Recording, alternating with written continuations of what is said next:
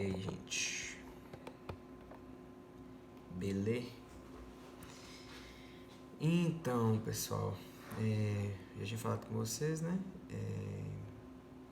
Domingo agora especificamente a gente vai fazer o vídeo e todas as dúvidas que vocês forem tendo durante o estudo, vão anotando e manda para mim no WhatsApp, beleza? O tema hoje vai ser sobre Bíblia e sobre oração. Vou mandar o textinho para vocês, vocês vão acompanhando aí. E basicamente nós vamos falar sobre o que é a Bíblia. Eu vou ficar dando uma lida aqui, olhando, né, para poder, vão acompanhando aí junto comigo. Então, a Bíblia basicamente vai ser a vontade de Deus escrita, né? E o Espírito Santo que inspirou as pessoas a escreverem a Bíblia. Eu deixei esse texto para vocês lerem, né? 2 Pedro, capítulo 1, versículo 3, que vai falar justamente sobre isso, como que Deus, né, usou pessoas através do Espírito Santo para que eles pudessem escrever a Bíblia. Lembrando que Bíblia significa coleção de livros, né? Porque são 66 livros, né? Que são unidos aí para formar essa coletânea, essa Bíblia que a gente conhece hoje. Foi escrita ao longo de 1500 anos mais ou menos, né? Foram muitos autores e basicamente a gente vai dividir a Bíblia aí em Novo e Velho Testamento, né? O Novo Testamento, a gente chama de Novo Testamento porque foi quando Jesus vem para a Terra e tudo que foi escrito ali sobre Jesus e os discípulos de Jesus que escreveram depois, então está no Novo Testamento. O que está antes disso é chamado de Antigo Testamento. O Antigo Testamento a gente divide, né, na lei, que é chamado também de Pentateuco, que são os primeiros 5 livros da Bíblia. Os livros históricos, que são ali os Crônicas, Reis, Juízes, esses livros, Esté, os livros poéticos e também sapienciais, que a gente chama, que é o livro de Jó, o livro de Salmos e Eclesiastes, Cantares, e tem os profetas, né, que foram os livros escritos aí pelos profetas. Basicamente essa é a divisão do Antigo Testamento. A gente tem no Novo Testamento, então, os evangelhos, que são 4, né? Mateus, Marcos, Lucas e João. Lembrando que João é um evangelho um pouco diferente dos outros 3, né? Tem características específicas. A gente vai ter as cartas de Paulo, as outras que foram cartas que ele escreveu para as igrejas, de acordo com o que ele ia viajando e escrevendo. E a gente tem as outras cartas escritas por outros autores, né?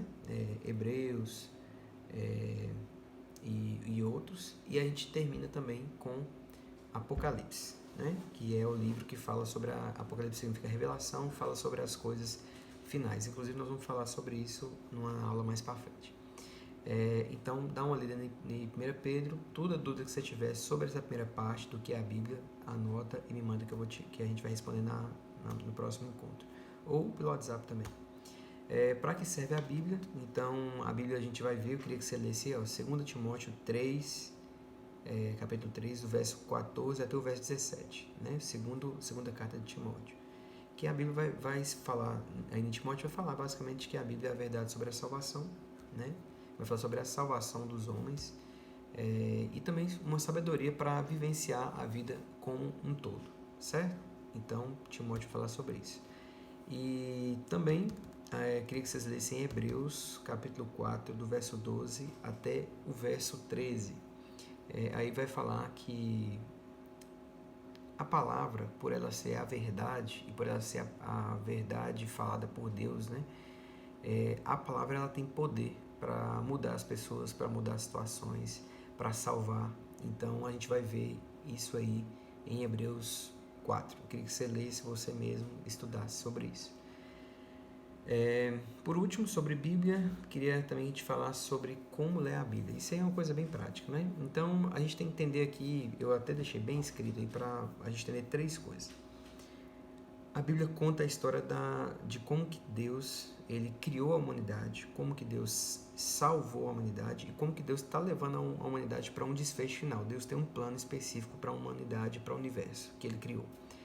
Então, isso aí bate até de frente com o que a gente aprende aí na escola, nas faculdades, nas universidades, que é que a história ela é cíclica, né? Tudo se repete, não é nada de novo. Tem até o Eclesiastes que fala, né? Não é nada de novo, mas lá não está falando da história, lá está falando do aspecto de erros e acertos humanos sempre se repetem. Independente da época, as pessoas elas se comportam mais ou menos parecido.